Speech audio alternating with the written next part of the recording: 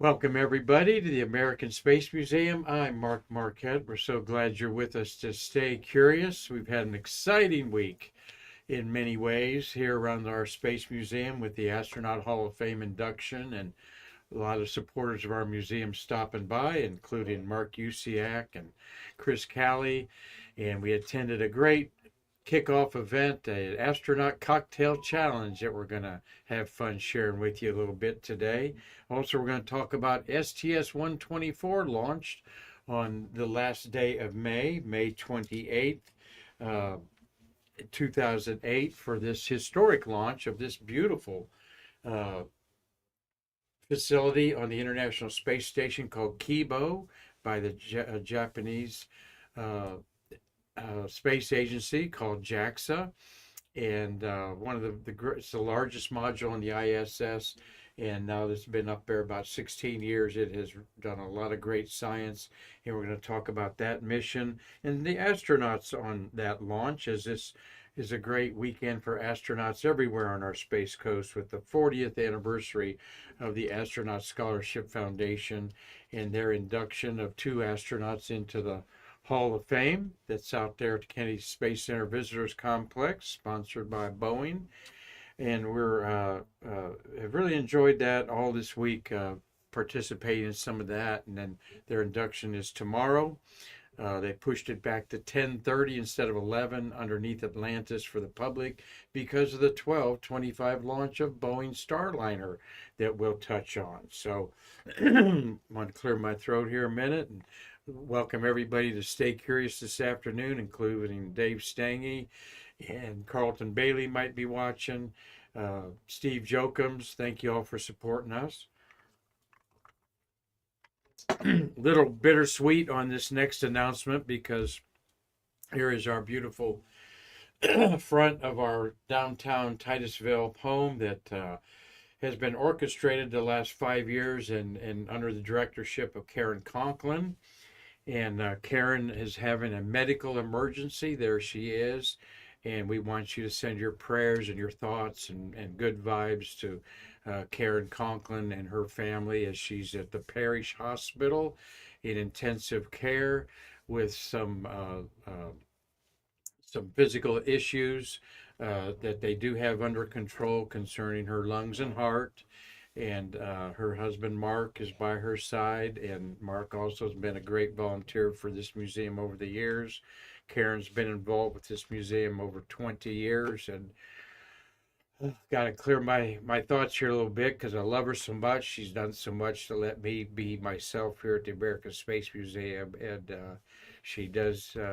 We're sure that she's going to get out of the woods and be back, but it might be a little bit of a medical recovery for Karen. So we don't have all the details about what needs to be done to get her healthy, but the procedures are being done to diagnose all that. And here's Karen with Bob Cabana, who's been in our museum many times, and just want everyone to be thinking about Karen and her family as she's up against some medical conditions there that we're sure she's going to pull out of, but it may take a while. So the museum's under great care here with our small staff that we just all are friendly and work like robots around here, doing what we need to do. And then, of course, we got a good board of directors with Larry Osterley as our board president that will be steering us forward here. But keep Karen in your prayers there. There she looks beautiful with Bob Camana, who's also looking good. Saw Bob last night at the Astronaut Cocktail Challenge. So you'll see a picture of him coming up here. So keep Karan Conklin in your prayers. That's Karan and Conklin, and she is at the Parish Hospital in Titusville. So God bless you, my friend. We know you'll pull out of it. And contributing to the American Space Museum, we've been talking about, and here is Winston Scott saying thank you for your donations through PayPal and the YouTube channel. You can go to a YouTube Stay Curious episode in the past, and it will have a little $ and thanks below it. They don't do that while it's live like you're watching right now. Robert Law is probably watching with his Friday night cocktail up in Dundee, Scotland. But that's another way to help you and help us continue bringing Stay Curious to you from around the globe. And as I talk about around the globe, Marty, you know what this is? Let's say hello to Marty Winkle, my co-producer, and we got Logan Cope running the board as an intern at the Eastern Florida State College. Either one of you got an idea what you're looking at here? Looking at a cat. It is a cat. And according to Carlton Bailey, this is a sign left on Earth by aliens who left cats here as their calling card, according to Carlton Bailey, launch photographer. And this cat's knocking a ball around, okay? And so that outline of the cat made by the continents of the Earth knocking Australia around there, Cliff Watson, is a ball, which I say is proof that if the Earth was flat, cats would have knocked everything off of the flat Earth by now, okay? Because you know how they are. So, little levity to break the seriousness of our situation with Karan here, but we continue on, and she's going to be all right. Here are the inductees at the Hall of Fame. You have David Hilmers and Marcia Ivins, 4 times a mission specialist. David was, and he is 74 years old, born in Clinton, Iowa. Had of course, returned to flight, STS-26, and a DOD mission, 56J, and 36 was another DOD mission. So you can't talk a lot about his missions because 2 of 4 of them were top secret, and then he was on the materials lab mission there, STS-42 in January 92. Marcia Ivins, 73 years old, born in Baltimore, Maryland, but she went to high school in Wallingford, Pennsylvania. Tom Usiak, don't know how close Wallingford is to you in Lancaster, Pennsylvania, but she had 5 flights. Retrieved the long duration exposure facility. She was on the tethered flight, microgravity, and a mission that took the Destiny lab to the International Space Station in 2008. So we're going to celebrate these astronauts at 10:30 tomorrow underneath Atlantis instead of 11 o'clock. That's for the public. And then there's some VIP seats. And then they have a big cocktail party under the Saturn V Saturday night. And so big goings on. So like I've been telling people around the Space Coast here, look around your gas stations, your convenience stores, or there's over 50 astronauts combing the territory, so to speak, to that you might see around here. And Marty, you said you saw Don Thomas just hanging out on a bench at Kennedy Space Center this morning out there. And that's cool to go out there and see astronauts just hanging out. And this is the time to do it because they might not be part of the ceremonies or anything, but it's a good time for them to just visit their astronaut friends. And we're going to talk a little more about Marcia more specifically here towards the end of the program and give you some insights of what she thought about some famous movies, some famous space movies. So Marcia Ivins and David Hilmers will be honored tomorrow. And let's see, we've got, what we want to talk about was a lot of fun last night. I can't download pictures for some reason on my phone, so, and not a lot were posted by Mark Usiak or Carlton Bailey, who are covering the event, but Zorella's restaurant at Cape Canaveral, great hangout for us space geeks, had an astronaut cocktail challenge, their 5th one, where you had Rick Mastraccio on the bottom, in the middle, Scott Altman, nicknamed Scooter, and then atop Chris Ferguson. And Fergie had a drink called the Gemini 6. Scooters was the old astronaut, and Rick's was the shuttle rising. And I've got those cocktails right here for you. We actually put them on Facebook because maybe Steve Jokums wants to try his hand at mixing up one of them. But it was a big time fun, all about raising money for the scholarship foundation that was founded by the Mercury astronauts. Though we're not formally partners with them, we are big fans of them. And there you have uh, Kurt Brown at the end. He's the president of the Scholarship Foundation. There you have Scooter and Fergie and Rick Mastracchio. I got that down, Marty. That is a hard name for me to pronounce, Mastracchio. And of course, Bob Cabana there.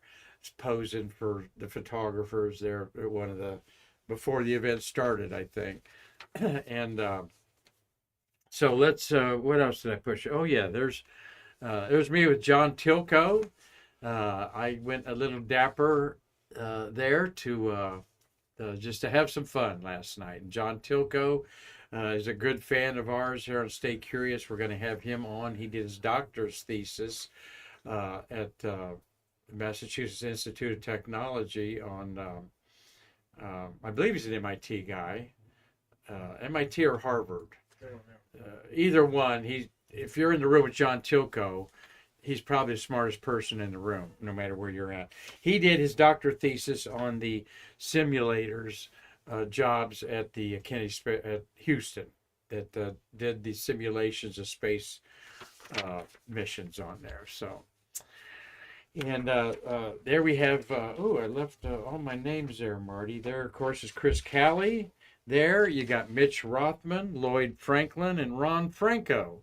They're all fans of Stay Curious, chumming up there at the event last night. So it's great to see Chris, Mitch, Lloyd, and Ron there, left to right. And Lloyd's wearing a Gene Wright original shirt there. So the other guys are off the shelf Sears and Target stuff there.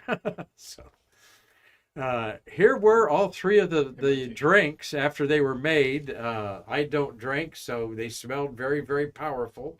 Marty, you got something there? Yeah, MIT. Oh, MIT, yeah. Thank you. John Tilco is the Massachusetts Institute of Technology. Thought I was right, but it's kind of a little rough day to put the show together. But so we've got, here's the drinks there. At the upper top, and I thought you'd all enjoy this a little bit, is this is the Gemini 6 drink made by Chris Ferguson. No, that was made by Rick.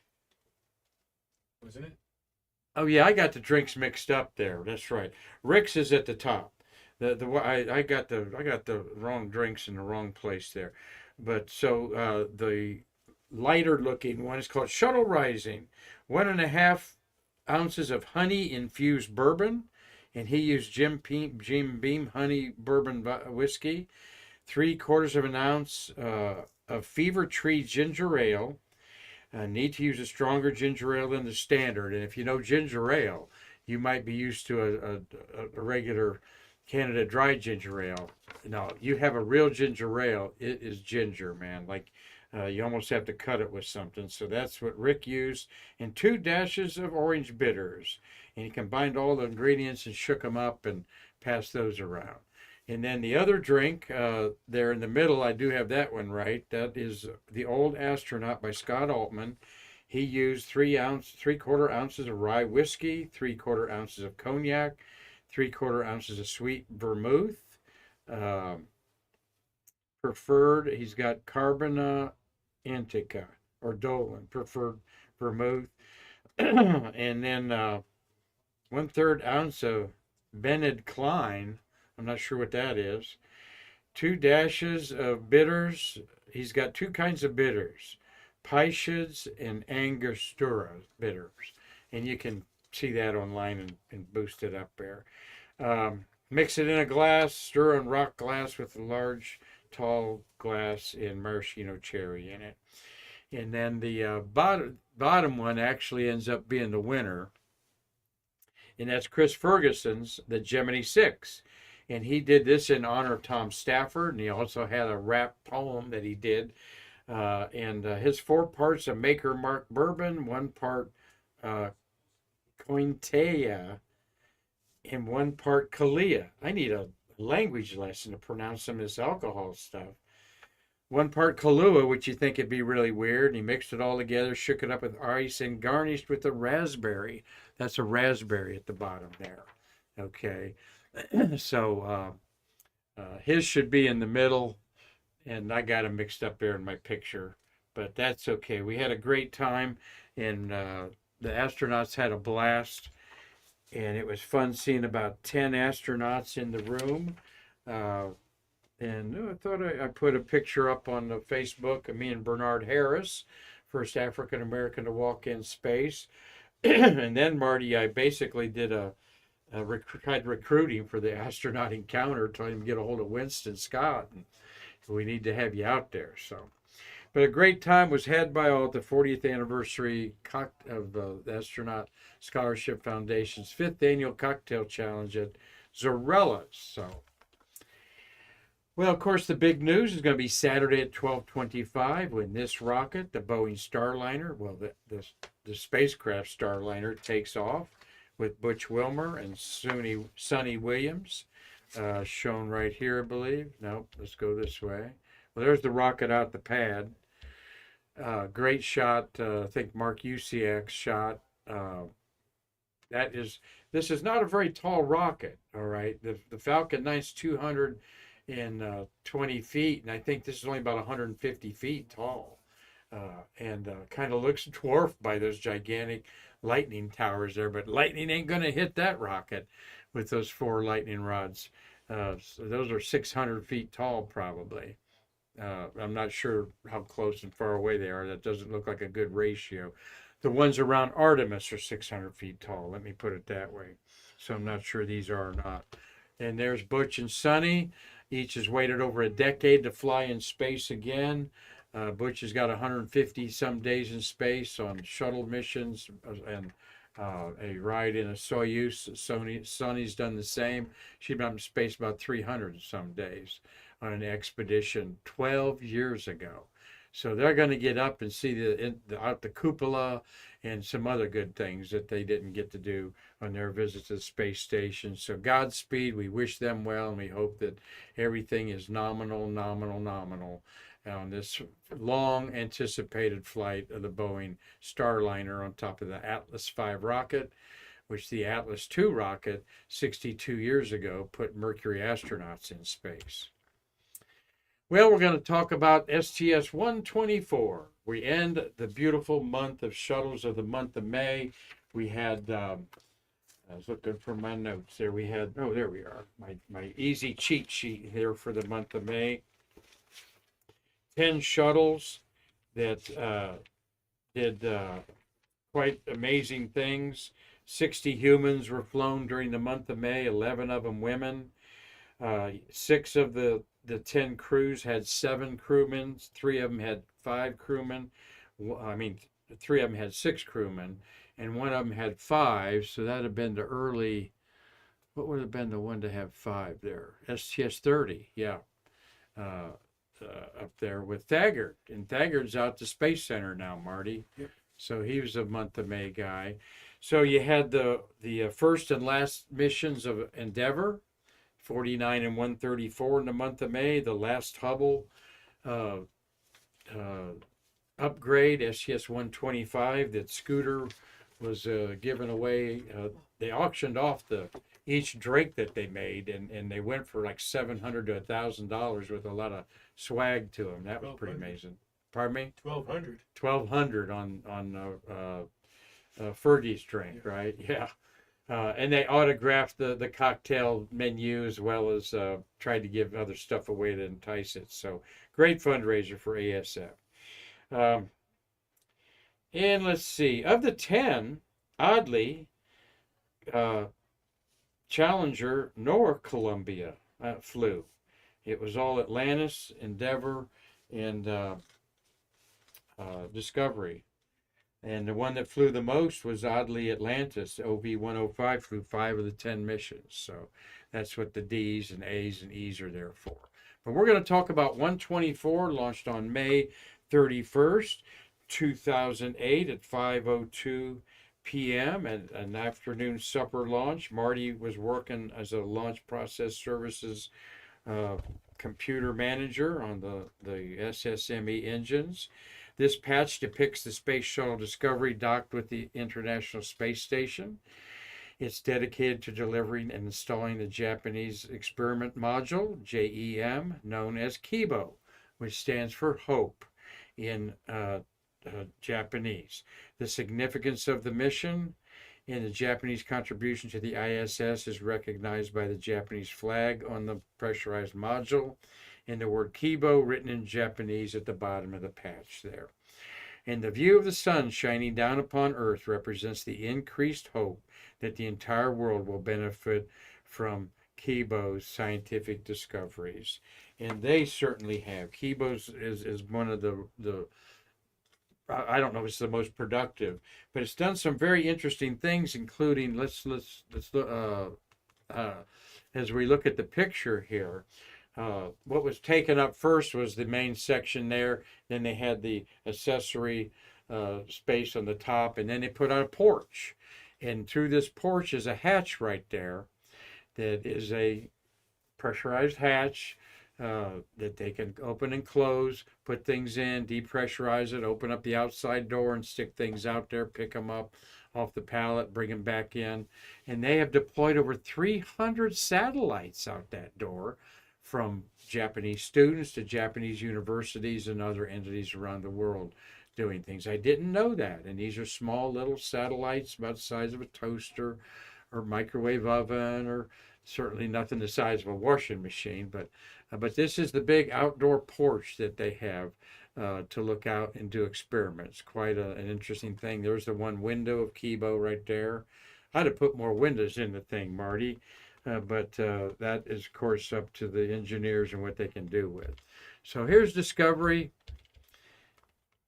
Since we're ending the month, look inside the VAB at the mating is our museum maintenance officer.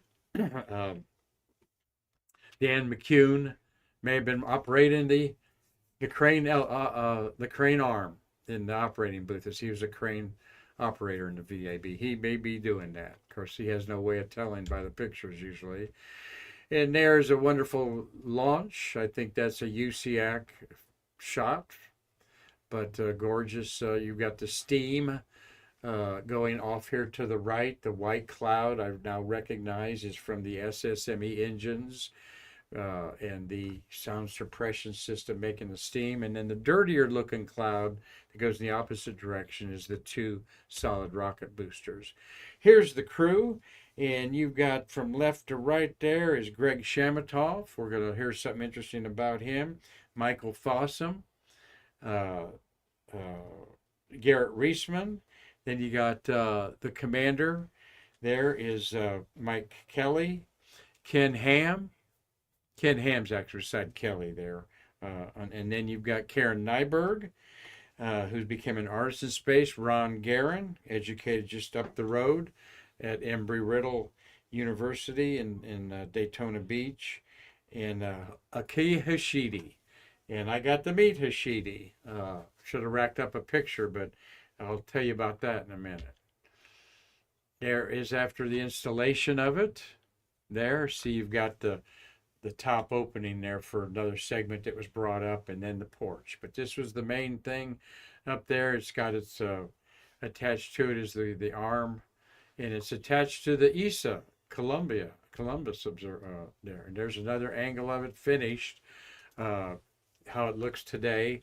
Give you an idea how that porch works with all those. All of those are types of experiments that can be moved around. Some of them can be brought in and set out. Some of them maybe have been handed off and put in some of the spacecraft that have gone up there and back. And there's where it's at on the International Space Station. Again, that beautiful picture that we showed you, that we chose for the backdrop today. When STS-124 was launched, it oddly had a lot of pad damage. All right, when they got to see the trenches and so forth, this was maybe the 124th or 23rd or 25th launch of the program. They fall out of sequence. but it had had enough, and it ripped out. Marty, you remember about this? Talking about, or people talking about it? There's some of the damage that was done. Now, which side is that? Is that the solid rocket booster side, do you think? It must be, yeah. And bricks were beat the fences down like that. This did not happen every shuttle launch. This was kind of a rare occurrence. So I've heard some of the employees say went out there and picked up a few bricks for posterity, but then another bunch of employees went out there to patch up the holes in the fences out there, which those are the fences you need to keep the alligators out. There we go. There. We're going to talk about the crew here real quickly. Thumbnail sketches of them. If I can find where I put the thumbnail sketches.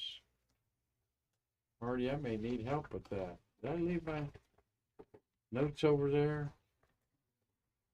On the desk there. See a stack of white papers there. Might be shorter than we. Yeah, that's it. That's it, my friend. Thank you very much. Commander Mark Kelly, okay, who's now a congressman.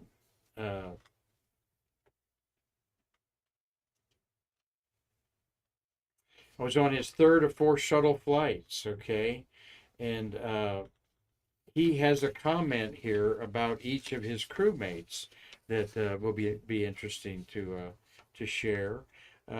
This was the 123rd space shuttle flight, 123, so it was monikered 124 during the thing. And there's his twin brother, Scott. Okay. Mark usually has the mustache, and he is the senator from Arizona. Okay. And his twin, Scott, retired in 2011. All right. Also inducted in the Hall of Fame last year. And he was inducted Mark was inducted in the Hall of Fame last year. Good one, Marty. They're both in the Hall of Fame now. All right. And there he is. He shaved his mustache to be a senator there. All right. So I want to get Kelly's comments on the crew. And let me go back to the crew for that. This is sort of we've never done this before. Ken Ham is a pilot. He knows the orbiter better than anybody I've seen, and that's to his right there. This is his first flight. My lead EVA crew member, spacewalk, is Mike Fossum, who did 3 spacewalks on my previous flight 121. We've flown together before. And Mike is beside Ham there. Karan Nyberg, my mission specialist 1, sits on the flight deck for ascent and entry. She's also, so that means they're busy with the checklist behind the pilot. Actually that'd be, she's BMS-1, she's probably behind the commander. She's also the lead for all robotics experiments. She'll be flying 3 robotic arms in space, incredibly motivated, well ahead of the game. I expect great things from her. Ron Garin is my flight engineer. Going to be the first time in space for him. And he's doing 3 spacewalks, so he's got a lot on his plate. He's been doing a lot of great training. He's going to have an opportunity to prove himself during these 3 spacewalks. I kind of wish it was me getting to go outside. This is Commander Mark Kelly talking about his crew there. And that's Ron Garin, who's been in our museum. I'm going to show you a picture of him in a minute, being interviewed by Bart Martindale. Then we have Aki Hashidi, our Japanese crew member who grew up in New Jersey. Kind of like me. That's an interesting thing about our flight. We have 4 people from New Jersey on the mission. He said this Japanese is responsible for the laboratory, and he's taken it over completely, as good as I could have hoped for. So there's a few of the crew members there that he talked about on there.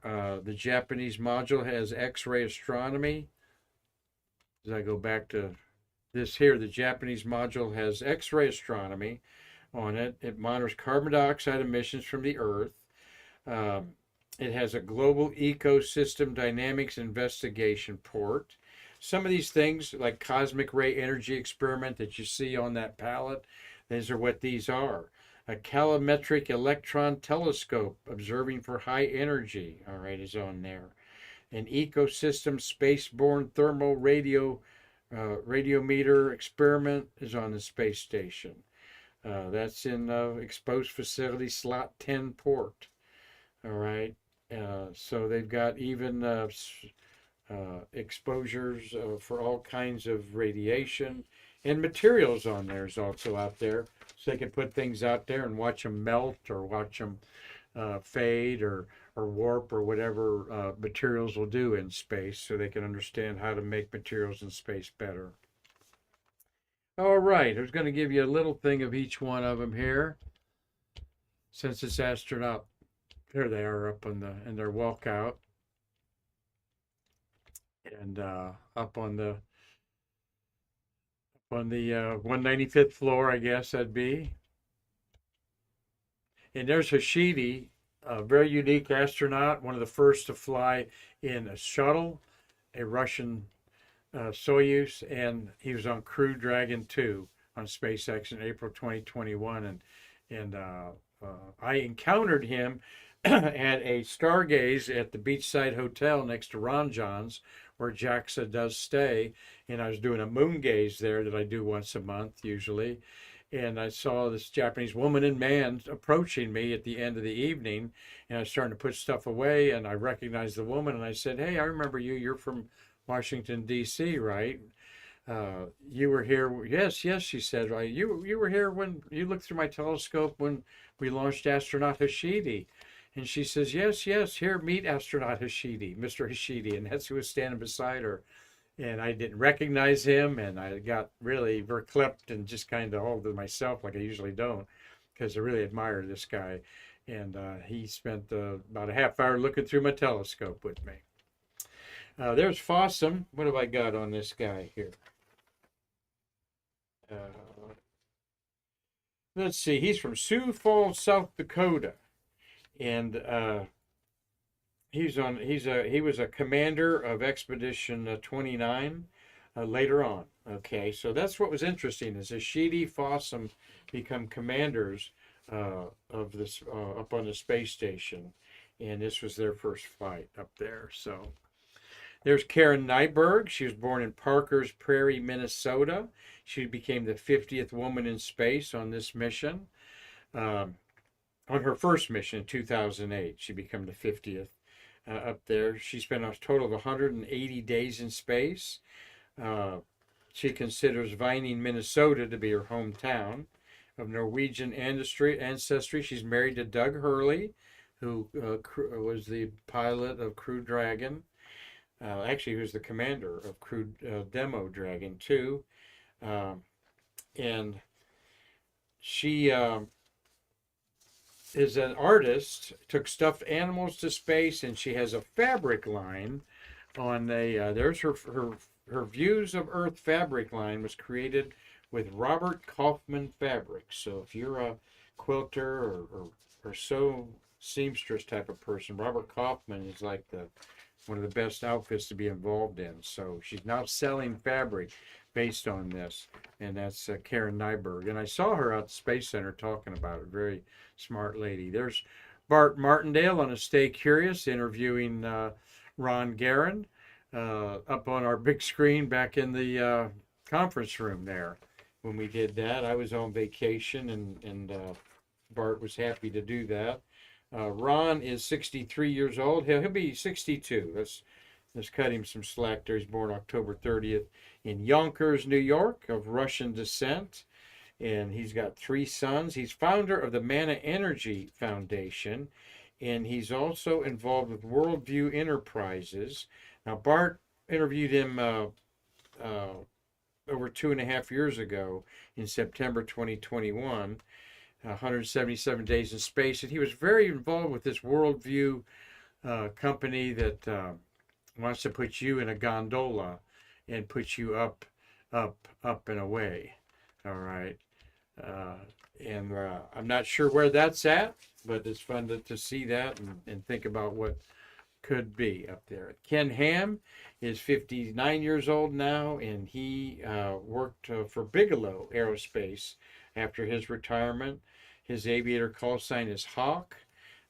He was in the U.S. Naval Academy, flying those FA-18 Super Hornets, test pilot for that, and he's in the New Jersey Aviation Hall of Fame. Ken Ham. And Gregory Chomatov, a Montreal-born Canadian American of his um, Israeli descent. Okay, and he took the first bagels into space. 3 bags of 18 sesame seed Montreal style bagels. I think I got a picture to show that there. Okay. And that was weird because you can't, I mean, they limit the amount of bread and stuff you can take to space because of the crumbs getting into things up there. But he was allowed to do this, and he shared them with everybody. Uh, they were from a place called Fairmont Bagels, his cousin's bagel bakery. And so find that very interesting too. So um, while he was up there, Shamatov and Richard Garriott, who was aboard the ISS, filmed the first magic show in space. All right, think about that. With the Russian and Michael Fink, and they filmed a science fiction movie made in space, Apogee of Fear. Have to check that out. So anyway, some kind of behind the scenes stuff about a mission that is very important to furthering our knowledge about space. The 2008 mission of STS-124 in KIBO. So hope that you've all enjoyed this and get out to see the Space Center. Here is the Hall of Fame, how they honor the astronauts at Kennedy Space Center Visitors Complex. That's Alan Shepard statue behind there, and these are lucite illuminated from behind portraits that they etch in there. There's Richard Truly and Houck, and on the other side I think you got the Mercury and Gemini astronauts are over there on that side. And we know we'll have a good time inducting Dave Hilmers. He's got a book out, Man on a Mission, okay, and talking about his life story, and we'll hear that recapsuled tomorrow. He's inducted. There's Marcia. Thought it might be interesting to share with you Marcia Ivins, who's known for her big hair. Okay, that's who she is. Here's her attitude about some movies that she might.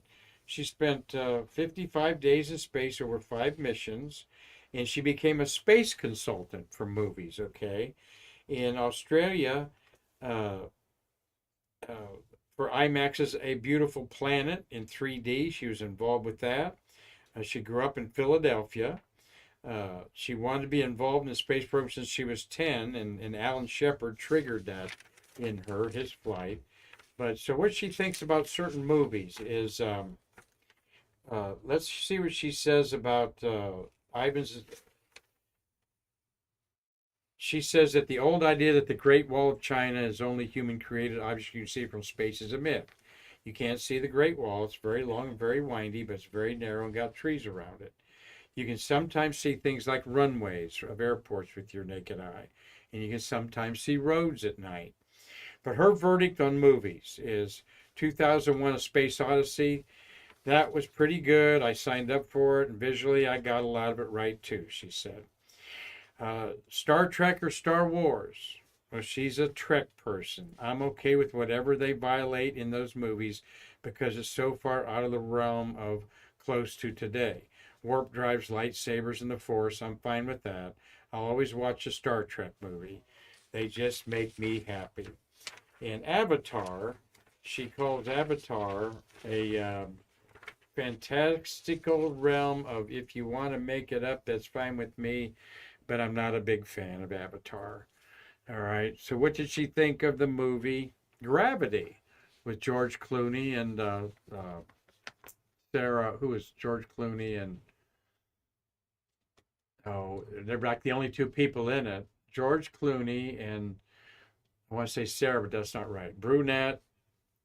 Someone's going to correct me there, Logan, and tell me who's in the movie Gravity with George Clooney. Sandra Bullock. Sandra Bullock. That's who it was. Marcia Ivins says about Gravity, I hated it. There was absolutely nothing correct in that movie. The only thing that was correct was the lighting. The writer-director invented laws of physics so he could violate them.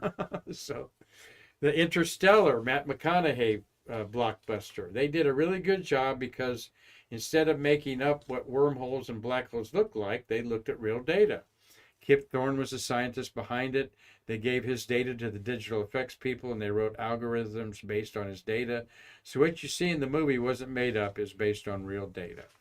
And a lot of us' favorite movie, including Connie McDaniel. She likes The Martian. Hi, Connie. And here's what Marcia says about your favorite movie, Connie. Some of the stuff inside the vehicle and the zero gravity parts and the spacewalking parts were dreadful. But the movie was great. Matt Damon is so much fun to watch. You think, ladies? I actually know somebody in the astronaut office who could be that character, all right, of Watley on the moon, on Mars there. I gave the book to him and said, that's you. We made him go see the movie. I'd like to know who that is in the astronaut office there. So there you go. Little insight to Marcia Ivins being inducted into the Hall of Fame. I saw Kay Heyer last night, astronaut. She's here to see her girl inducted. There's the front side of the great Alan Shepard there. And thank you for Christian Mockley watching. Thank you. That's a new name. Tom Usiak, Tom Cilantro, and Robert Law, all wishing they were here at the Space Coast this weekend. It's a fun time to be around here as I'm getting used to the rhythm of these Astronaut Hall of Fame weeks and love being just hanging out and seeing some of my space heroes and talking to some great astronauts that I don't know, like Bernard Harris last night. And Bernard Harris said he'd come on Stay Curious, do a Google Meets with us, lives in the Houston area. So we'll be efforting that along the way there. So hope you all enjoyed today's show at the American Space Museum, and I seriously want you to keep your thoughts and prayers. Our leader, Karan Conklin, she needs them. She's in good, stable condition, but she's in intensive care with some lung and heart issues. And her husband, Mark, is at her side, and they've been together over 25 years. So we wish the whole family well and keep her in your thoughts and prayers over the weekend. And we'll give you an update about that when we come back to you on Monday with some backyard astronomy. If I record that, we'll have it on Tuesday, talk about Karan. So hope you all enjoy your weekend, the last day of May. And I just want to shout out there, this is a bunch of hype about the rare planetary alignment that's going on right now in the morning sky. Jupiter is very close to the sun, and you'll never see Uranus because it's real close to the sun. And so it's a lot of hype, but we'll be talking about the real planet parade this fall when you can see them in your backyard after sunset and through the night. So just wanted to throw that out there. So God bless Karan and her family. I know you're all thinking about her, and I'm all thinking about you having a great time this week so you can come back and see more Stay Curious. I'm Mark Marquette saying I can't wait to see you in our museum to bridge the space between us. Thank you.